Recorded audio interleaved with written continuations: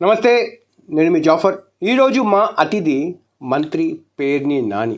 చాలా సందేహాలు ఉన్నాయి కదా, నివృత్తి కావాల్సింది అన్నీ అడగదాం. నమస్కారం సార్.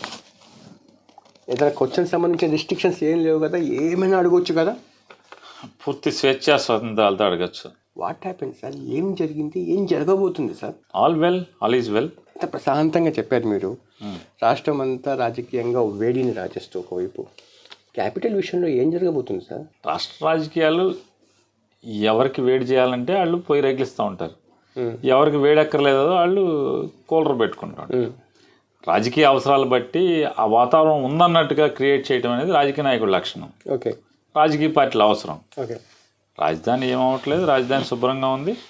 ఇక్కడ శాసనమండలి రాజధాని, శాసనసభ ఇక్కడే నడుస్తుంది అనేది ఉంది. శాసనసభ ఇక్కడే నడుపుతున్నాం. ఇక్కడే నాకు ఒక ప్రశ్న, ఈసారి 3 క్యాపిటల్ ఉంటుందా, లేకపోతే ఒకే క్యాపిటల్ ఉంటుందా, లేకపోతే 2 ఉంటుందా? ఆ విషయంలో క్లారిటీ జనాలకు ఉంది, మీకుందా? ఈసారి అంటే ఈసారి నెక్స్ట్ పెట్టబోయే ప్రజాభిప్రాయ సేకరణ తర్వాత బిల్లో సేమ్ ఇప్పుడు ఎలాగుందో 3 క్యాపిటల్స్ అని చెప్పి అలాగే ఉంటుందా, లేకపోతే మార్పు ఉంటాయా? ఏం దాంట్లో ఏం అంటే ఇంకా యాడ్ చేయటమే తప్పితే దీంట్లో పెద్ద డెలిషన్స్ ఉండవు.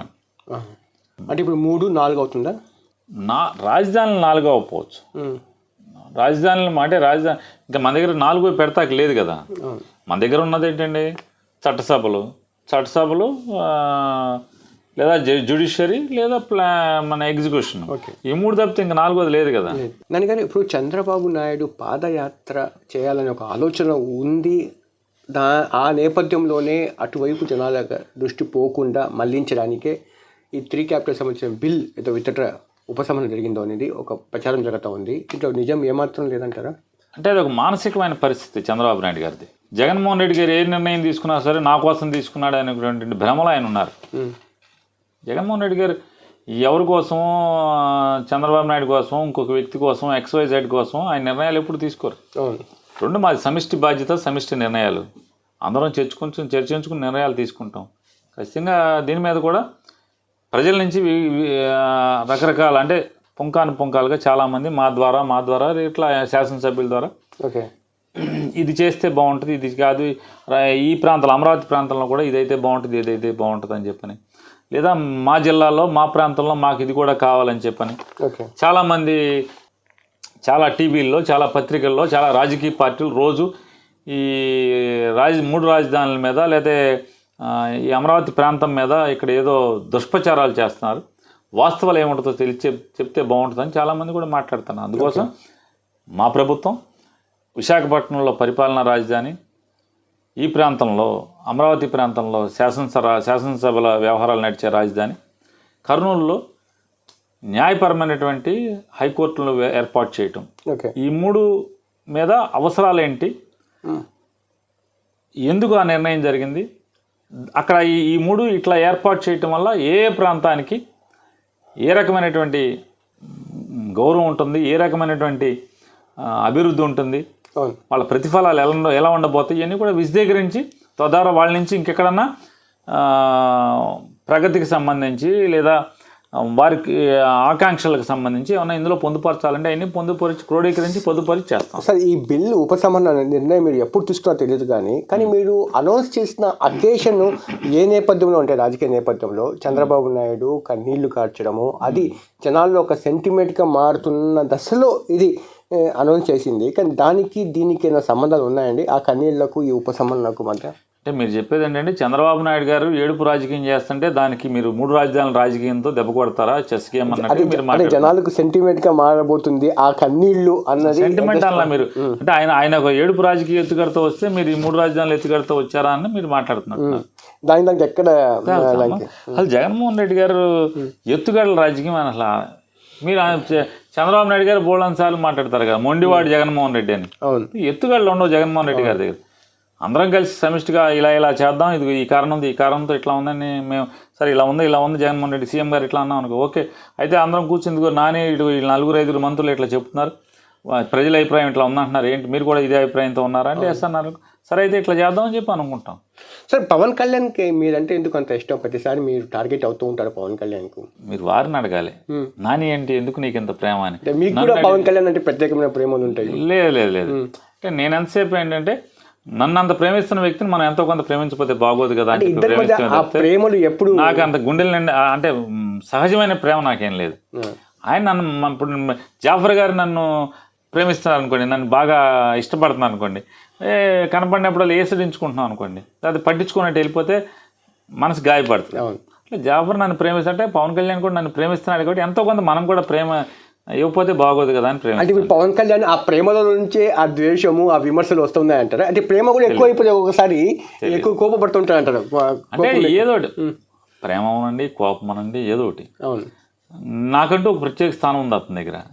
సరే మనం కూడా అదే ప్రత్యేక స్థానం ఎంతో కొంత చూపించకపోతే మర్యాద కాదు కదా మనకేం చెప్పని, తెలుగు సాంప్రదాయం కాదు కదా అని చెప్పని నేను కూడా అదే రకంగా ప్రేమిస్తున్నాను, లేకపోతే ద్వేషిస్తున్నాను. చాలా వరకు పవన్ కళ్యాణ్ కూడా కాపు నాయకుల్ని ఎక్కువ టార్గెట్ చేస్తూ ఉంటారు. తోట తిరుమూర్తుల్ని, మిమ్మల్ని, అంబటిని ఎందుకంటారు అంటారు. అంటే లోకువై ఉంటాం, బస్సు లోకువై ఉంటాం, ఆయనకి అంతకుమించి వేరే ఇంకేముంది. సార్ ఒక్క మాట చెప్పండి, ఇప్పుడు టీడీపీ వైసీపీ టీడీపీ మీద ఒకరినొకరు బుద్ధలు చల్లుకుంటూ ఆరోపణలు ప్రత్యారోపణ చేసుకుంటూ ఉన్నారు. ఈ క్రమంలో మూడో పార్టీ అంటే జనసేన కొంచెం బలపడి పవన్ కళ్యాణ్ 2024లో సీఎం అయ్యే అవకాశాలు లేవంటారా? ముందు 170 సీట్లకి పోటీ చేయమనండి, ఎవరితో పంచుకోకుండా. అప్పుడు సీఎం అనేది ఆలోచన ఆయనకు చేసినా కూడా తప్పేం లేదు, అర్థవంతంగా ఉంటుంది. క్లెయిమ్ కూడా ఎస్ కరెక్టే కదా, క్లెయిమ్ చేస్తున్నాడు, అర్థవంతంగానే ఉందంటుంది. 170 సీట్లకే పోటీ చేయకుండా ఇంకేం చేస్తారు? ఒకవేళ కలిసి పోటీ చేస్తే చంద్రబాబు నాయుడు పవన్ కళ్యాణ్ చేయలేండి, తప్పే ఉంది, ఆయన హక్కు అది, ఆయన స్వేచ్ఛ అది. ఒక రాజకీయ పార్టీ పెట్టుకున్నప్పుడు ఎంతమందితోనే ఒక చంద్రబాబు నాయుడు గారితో అండి, కే పాల్ గారిని, అందరినీ, భారతీయ జనతా పార్టీ, రాష్ట్ర కాంగ్రెస్ పార్టీ. పెద్ద ఛాలెంజ్, బిగ్ ఛాలెంజ్ కాదంటారా? ఎందుకు ఛాలెంజ్ అండి? ప్రజలు నమ్ముకున్నవాడికి, ప్రజలు నాకు ఉన్నారనుకున్నప్పుడు ఒకటి ఛాలెంజ్ మనకేంటి? ఇప్పుడు మనం ప్రజలకి మంచి చేస్తున్నాం, ప్రజల కోసం మనం బతుకుతున్నాం, ప్రజల కోసమే పరిపాలన చేస్తున్నాం, ప్రజల కోసమే రాజకీయ పార్టీని నడుపుతున్నాం అనే లక్ష్యంతో పనిచేస్తున్నప్పుడు అవతల ఎవరుంటే మనకేంటి, ఎంతమంది ఉంటే మనకేంటి? సరే, ఎప్పటికీ పవన్ కళ్యాణ్ సీఎం అయ్యే అవకాశాలు లేవా? ఇది యాజ్ ఏ వైఎస్ఆర్సీపీ లీడర్గా కాదు, జనరల్గా ఒక పొలిటీషియన్కి అడుగుతున్నాను. లేదు, అసలు మీరు ఒక్క మాట అండి, ఆయన ముఖ్యమంత్రి అవుతాడా, ఈయన ముఖ్యమంత్రి అవుతాడా అనే కాదు, ఆలోచన విధానం ఏంటి? అసలు ముందు చీఫ్ మినిస్టర్ అవ్వాలంటే ఒక రాజకీయ పార్టీని సక్రమంగా కన్సిస్టెంట్గా ఒకే మాట మీద ఉండాలి. ఆ కన్సిస్టెన్సీ లేదు కదా. అసలు రాజకీయ నాయకుడికి కావాల్సింది కన్సిస్టెన్సీ కావాలి. ఆయన కన్సిస్టెన్సీ ఎక్కడుంది? నేను సినిమాలు మానేశాను అంటాడు, మళ్ళీ సినిమాలు యాక్ట్ చేస్తానంటాడు, డబ్బులు లేవు అంటాడు, డబ్బుల కోసం సినిమాలు యాక్ట్ చేస్తున్నా అంటాడు, 100 కోట్లు సంవత్సరానికి 100 కోట్ల ఆదాయం మించి వదులుకుని వచ్చానంటాడు, మళ్ళీ అదే నోటితో ఆయన కారుకి ఇన్స్టాల్మెంట్కి డబ్బులు లేవు, నాకు దగ్గర పనిచేసే వాళ్ళకి జీతాలు ఇవ్వటానికి డబ్బులు లేవు అంటాడు. కన్సిస్టెన్సీ, ఒక మాటకి ఒక ఆలోచనకి కన్సిస్టెన్సీ లేనప్పుడు ఇంకేమవుతాడు? ఒకవేళ ఆయన అయితే చచ్చిపోతాం కదా మనం. ఆయన ఈ మధ్య కాపులు కూడా ముందుకు రావాల్సిన అవసరం అని చెప్పి ఫస్ట్ టైం ఆయన నోట కాపు కులం పేరు ఎత్తారు. దీంతో ఆ మాటకు కొంచెం అంత పాజిటివ్గా రెస్పాండ్ కాపు కమ్యూనిటీ వచ్చే అవకాశాలు లేవంటారా? ఒక సెంట్రల్ ఒక కొంతవరకు కేంద్రీకృతమయ్యే అవకాశాలు లేవు, కన్సాలిడేట్ అయ్యే అవకాశాలు లేవంటారా పవన్ కళ్యాణ్ వైపు? అంటే కులం అనే దానికి ఈల్డ్ అయ్యేవాళ్ళు, కులం అనే బలహీనత ఉన్నవాళ్ళు ప్రతి కులంలో ఉంటారు. అట్లా కాపు కులంలో వ్యక్తిత్వం కానీ లేదా ఆలోచన విధానం కానీ ఈ రాష్ట్రానికి, ప్రజలకి, రాష్ట్రానికి, దేశానికి పనికొస్తాడా లేదా అనేది ఆలోచన లేకుండా కులం అయితే చాలని ఆలోచన చేసేవాళ్ళు కొంతమంది ప్రజలు ఉంటారు. అది ప్రతి కులంలో ఉంటారు, కేవలం ఒక కాపుల్లోనే కాదు, కమ్మర్లో ఉంటారు, రెడ్డిల్లో ఉంటారు, అన్నిట్లో ఉంటారు. ఓకే, ఆ బలహీనత ఉన్నవాళ్ళు అతనికి కన్సాలిడేట్ అవ్వచ్చు, తప్పే ఉంది దాంట్లో. ఓకే సార్, మండలికి సంబంధించి, కౌన్సిల్కి సంబంధించి మళ్ళీ అప్పుడు కూడా కొంచెం ఆ బిల్ని ఉపసంహరించుకునే అవకాశాలు కనిపిస్తున్నాయా సార్? ఉపసంహరించుకోవడం తప్పేం కాదే. ఆ రోజు కేంద్ర ప్రభుత్వం, రాష్ట్ర ప్రభుత్వం యొక్క ఆలోచనని, నిర్ణయాలని, ఇంత బిగ్ మ్యాండేట్ వచ్చినట్టు గవర్నమెంట్ని మన్నిస్తుంది లేదా గౌరవిస్తా అనుకున్నాం. వాళ్ళు దాన్ని రాజకీయంగా వాడుకుందాం అనుకున్నప్పుడు మేము కూడా మరి ఇవాళ ఆ రోజు ఎందుకని నిర్ణయం తీసుకున్నాం? అడుగున ఏ నిర్ణయం అంటే ప్రజలు పెద్ద ఆకాంక్షలతో గెలిపించినటువంటి జగన్మోహన్ రెడ్డి గారి ప్రభుత్వం ఏ నిర్ణయం తీసుకున్నా కూడా ఆ నిర్ణయాన్ని తనకున్నటువంటి కౌన్సిల్ బలాంతో అడ్డుకోవాలని చూస్తే ఏం దొడ్డిదారిని జగన్మోహన్ రెడ్డి గారి పరిపాలన కాళ్ళకి బ్రేక్లు వేయటమే కదా. అంటే ప్రజల ఆలోచనలకి, ఆకాంక్షలకి బ్రేక్లు వేసి దాంట్లోంచి రాజకీయ లబ్ధి పొందాలనుకోవటం కదా. అంటే చాలా వరకు టీడీపీలో ఏమంటారంటే జనరల్గా మాట తప్పుడు మడమ తిప్పుడు అన్నారు కదా, కానీ ఇప్పుడు ప్రతి విషయాలు కొంచెం యూటర్న్ తీసుకుంటా ఉన్నారు. ఇప్పుడు కౌన్సిల్ విషయంలో యూటర్న్ కాదు, ప్రజల ఆకాంక్షలే ప్రధానమైనటువంటి లక్ష్యం.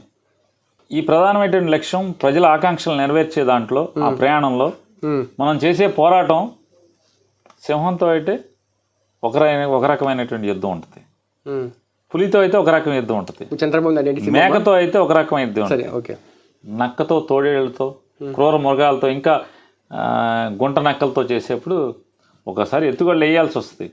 మీకు అది మడం తిప్పినట్టు అనిపించినా మడం తిప్పడం అంతిమ లక్ష్యంలో మడం తిప్పాడా లేదో చూసుకోండి. నాకు మీ వ్యంగ్యాన్ని అర్థం చేసుకునేంత స్పాంటేనియస్ గా లేవు, కొంచెం డీటెయిల్ గా నేను అర్థం చేసుకుంటాను. నక్క ఎవరు?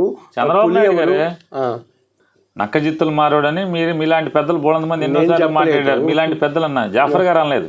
జాఫర్ గారు లాంటి మేధావులు, చాలా మంది విశ్లేషకులు బోళంత మంది చెప్పారు. చెప్పండి, ఎవరికి ఉంటుంది? చంద్రబాబు నాయుడు గారు ఒక తండ్రి మీద, తండ్రి అంటే ప్రాణం పెట్టి చేయి కోసుకుంటే నా తండ్రి, నేను పలానా, ఇదిగో ఈ తండ్రి రక్తం, ఇది నా తండ్రి దేవుడు అని చెప్పేటువంటి కొడుకులను కూడా అదే తండ్రి మీదకి ఉసుగొలపగలిగాడంటే, అదే తండ్రిని కాళ్ళు పట్టుకుని కుర్చీలోంచి లాగ్గలిగేటట్టు చేశాడంటే ఎంత నక్క జిత్తులు తనం ఉండాలి. అంటే ఇప్పుడు మళ్ళీ దుర్మార్గంగా నైవంచనతో పిల్లనిచ్చిన మామగారని చూడకుండా ఒక ముఖ్యమంత్రిని, ఒక పార్టీ అధినేతని, ఆ పార్టీలో ఏదో వెనకటికి సామెత ఉంది కదా, ఒక డేరాలో చలికి వణికిపోతుంటే ఒంటిని తలదాచుకోమని చెప్పని అరబ్ షేక్ గారు చెప్తే, ఒక గంట తిరిగేప్పుడు తెల్లారే మామూలుగా అర్ధరాత్రి అయ్యేప్పటికి ఆ ఒంటి మొత్తం అరబ్ షేక్ని బయటికి దోసి టెంట్లో పడుకుందని చెప్పని టెంట్ మొత్తం ఆక్రమించింది.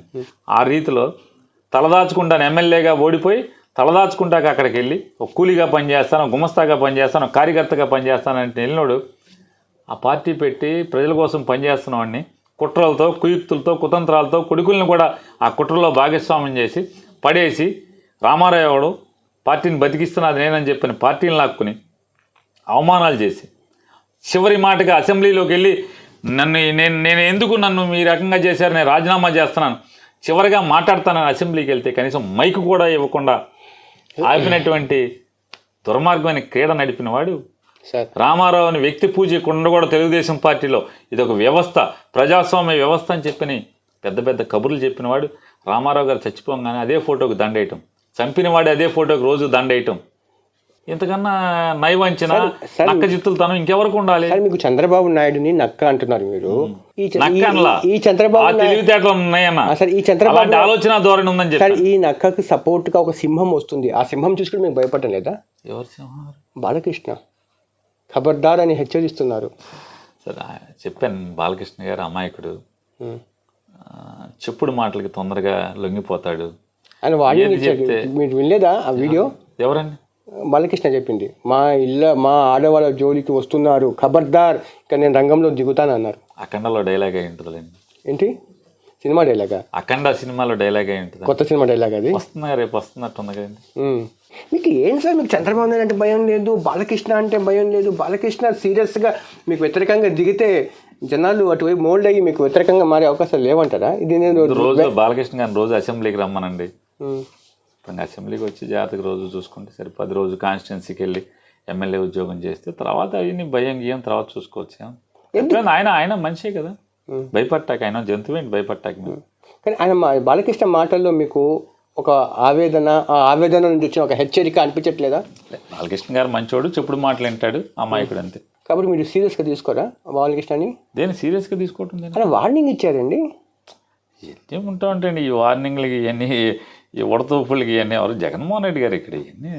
బాలకృష్ణని ఏమన్నారు మీరు? సోనియా గాంధీని లెక్క చేయలేదు, ఈ బాలకృష్ణ గారు ఇవన్నీ ఏంటండి? మీరు అన్నారు కదా బాలకృష్ణ అనేది ఉడతా. బాలకృష్ణ ఉడతనలా, ఉడతంట ఆయన మనిషి అండి, ఉడత ఎట్లా అంటారు? సామెతలు ఇవన్నీ కూడా ఉడత ఊపులకి చింతకాయలు రాలవు అనేది. అంటే ఉడత చెట్టెక్కి ఇప్పుడు తోక ఊపినంత మాత్రాన చింతకాయలు రాలవు. మీరు నోరు బాలకృష్ణ ఫ్యాన్స్ ఏం పారేసాను చెప్పండి. ఇప్పుడు బాలకృష్ణ తెలుగు సామెత అది. ఉడత చెట్టెక్కి, చింత చెట్టెక్కి ఉడత తోక ఊపినంత మాత్రాన చింతకాయలు రాలవు అని చెప్తున్నాను. తప్పే ఉంది. అంటే బాలకృష్ణ వార్నింగ్ మీకు ఉడత తోకతో సమానమా? బాలకృష్ణ గారు మంచివాడండి, వార్నింగ్ డైలాగులు చెప్తారు. ఒకవైపు మంచోడు పొగుడుతూ సినిమా డైలాగులు చెప్తారు, ఇంకోవైపు మీరు సరే ఓకే. నారా రోహిత్ ఇప్పుడు నిరసన కార్యక్రమం చేపడుతున్నారు తెలుసా మీకు? ఆ హీరో నారావారిపల్లిలో వాళ్ళ నాన్నగారికి వాళ్ళ పెదనాన్న చేసిన అన్యాయానికి నిరసన చేస్తూ ఉంటాడు. ఏమండి దానికోసం కాదండి, వాళ్ళ బంధువుల జోలికి వైఎస్ఆర్సీపీ వచ్చింది అని చెప్పి చాలా దారుణమైన పదజాలాలతో ఆయన నిరసన కార్యక్రమం నారావారి పల్లెలు చేస్తున్నారు. చేసుకొని తప్పే ఉంది, ప్రజాస్వామ్యం ఎవరి ఇష్టం వాళ్ళది, చేసుకొని చేయండి, నాకు ఇబ్బంది ఉంది. లాస్ట్ టైం మా ఎలక్షన్లో మీరు ఎవరికి సపోర్ట్ చేశారు? మా ఎలక్షన్కి ఆంధ్రప్రదేశ్ రాష్ట్ర ప్రభుత్వానికి సంబంధం ఉంటుంది. నేరుగా కాదు, పరోక్షంగా. చాలా ఏది నాని ఎవరికో సపోర్ట్ చేశారు, మోహన్ బాబు వర్గానికో లేకపోతే ప్రకాష్ రాజ్ ప్యానల్కో. ఇప్పుడు జగన్మోహన్ రెడ్డి గారి తత్వం ఇది. వేరే వాళ్ళలాగా డొంక రూట్లు లోపాయికారీలు ఉండవు. అయితే స్ట్రైట్ చెప్తాం, ఏమవుద్ది, ఎస్ మేము సపోర్ట్ చేస్తాం ఏంటి, ఏం చేస్తారు? దాంట్లో మాకంతా డిప్లొమసీ మెయింటైన్ చేయాల్సిన అవసరం. సరే, ఎవరు గెలవాలని కోరుకున్నారు నాన్నగారు మీరు? మనకేం కోరికలేదు, ఎవరుంటే మాకేం, ఎవరైనా వాళ్ళకి మా అవసరం ఉంటుంది తప్పితే మాకేముంటుంది. సరే, ఇప్పుడు అసోసియేషన్ ఎవరు గెలిస్తే వాళ్ళు ఆ అసోసియేషన్లో ఉన్నటువంటి సభ్యుల యొక్క సంక్షేమం కానీ ఇంకేదైనా కానీ ఇండస్ట్రీ గురించి ప్రభుత్వంతో చర్చలు జరిపారు, ఎవరు గెలిస్తే వాళ్ళకి వస్తుంది. దానికి సంబంధించి సినిమాల టికెట్ల వ్యవహారం సంబంధించింది ప్రభుత్వం తీసుకున్న నిర్ణయం కాస్త వెనక్కి తగ్గే అవకాశాలు కనిపిస్తున్నా ఈ విషయంలో కూడా వెనక్కి తగ్గడం, టికెట్లు అమ్మాయి ప్రభుత్వమే అమ్మాలని చెప్పి ఒక నిర్ణయం ఏదైతే ప్రభుత్వం తీసుకుందో ఆ విషయం జాఫర్ గారు ఇప్పుడు చాలా మాధ్యమాల్లో చాలా మందికి చెప్పాను, మీలాంటి విఘ్నుల ద్వారా చాలా ప్రజలకు చెప్పాం, ఇండస్ట్రీ వారికి చెప్పాం, డైరెక్ట్గా ఇండస్ట్రీ వాళ్ళకి కూడా చెప్పాం. సినిమా టికెట్లు అమ్మే వ్యాపారం మేం చేస్తామని ఎవడో తప్పుడోడు చెప్తే మీరు నమ్మితే ఎంతకన్నా చెప్పండి ఏంటి అసలు పోర్టల్ మెయింటైన్ చేస్తుంది. ఇవాళ తెలుగు వాళ్ళకు ఒక సినిమా పిచ్చి విపరీతంగా, సినిమా అంటే వ్యామోహం, సినిమా అంటే మమకారం. దాన్ని ఎన్కాష్ చేసుకుందాం, డబ్బు చేసుకుందాం, సొమ్ము చేసుకుందాం అని ఎవరన్నా ఆలోచన చేస్తే అది కరెక్ట్ కాదు. దాన్ని కంట్రోల్ చేయడమే జగన్మోహన్ రెడ్డి గారి ప్రభుత్వం. ప్రజల్లో ఉన్నటువంటి ఇప్పుడు సపోజ్ ఏదన్నా అవసరం ప్రజలకు ఎక్కువ కనపడింది అనుకోండి, దాన్ని బ్లాక్లో అమ్ముతాం అంటే కంట్రోల్ చేయాల్సిన బాధ్యత గవర్నమెంట్దే కదా. మా బాధ్యత మేము చేస్తున్నాం. బ్లాక్లో అమ్మకూడదు ఎవరు కూడా. ఇవాళ ఒక హీరో పట్ల మమకారం ఉందని చెప్పి దాన్ని ఆ మొదటి 2 రోజులు 3 రోజులు విచ్చలవిడిగా రేట్లు బ్లాక్లో అమ్మతం అనేది కుదరదు. థర్డ్ పార్టీ అన్నారు కదా, వెబ్సైట్ థర్డ్ పార్టీ అనలేదు, ఎవరు ప్రభుత్వం చేస్తున్నారు మళ్ళీ అది. ఫిల్మ్ అసలు మీరు విషయాల్లోకి వెళ్లకుండా ఎవరో చెప్పిన మాటలు వినేసి నా మీద దాడికి వచ్చేస్తున్నారు. Film development corporation website maintain చేస్తుంది. ఆ వెబ్సైట్ ద్వారా టికెటింగ్ జరగాలి. థియేటర్ వాళ్ళు అమ్ముకుంటారు, మాకేం సంబంధం లేదు. అమ్ముకోవటం, డబ్బు చిల్లర క్యాష్ తీసుకోవటం, టికెట్ అమ్మటం థియేటర్లో జరుగుద్ది. ఆన్లైన్లో రకరకాలు ఎవరైనా చేసుకోవచ్చు. ఓకే, దానికి ఇబ్బంది ఉంది. అసలు మేము పోర్టల్ మెయింటైన్ చేస్తాం. ఒకటేంటంటే బ్లాక్ టికెటింగ్ ఉండకూడదు, ఎన్ని షోలు కావాలంటే అన్ని షోలు వేయకూడదు. ఇప్పుడు అంటే ఒక హీరోకి బాగా మోజు ఉందంటే రోజుకి 5 షోలు 6 షోలు 7 షోలు వేసేసుకుంటే ఎట్లా? అది ఎక్స్ప్లాయిటేషన్ కదా. బ్లాక్లో అమ్ముకుంటే ఎట్లా? ఓకే, తెర మీదేమో సూక్తి ముత్తావాళ్ళు చెప్తుంటారు, నీతులు చెప్తుంటారు. ఆ చూపించే బొమ్మనేమో ఈ రకంగా బ్లాక్ మార్కెటింగ్ చేస్తే ఎట్లాగా, ప్రజలను ఎక్స్ప్లాయిట్ చేస్తే ఎట్లాగా? ఈరోజు ఒకటే ఈ ప్రభుత్వం యొక్క ఆలోచన, జగన్మోహన్ రెడ్డి గారి ప్రభుత్వం ఆలోచన ఒకటే, ప్రజలను ఎక్స్ప్లాయిట్ చేయకూడదు. రెండవది, ప్రభుత్వాలకు దొంగ లెక్కలు చెప్పకూడదు, ట్యాక్స్ ప్రాపర్గా కట్టాలి. ఈ రెండే, అంతకుమించి మాకు వేరే ఆలోచన ఏం లేదు. మంత్రి పెన్ అంత జరిగిన స్మాల్ చిట్ చాట్ చూస్తూనే ఉండండి సుమన్ టీవీ.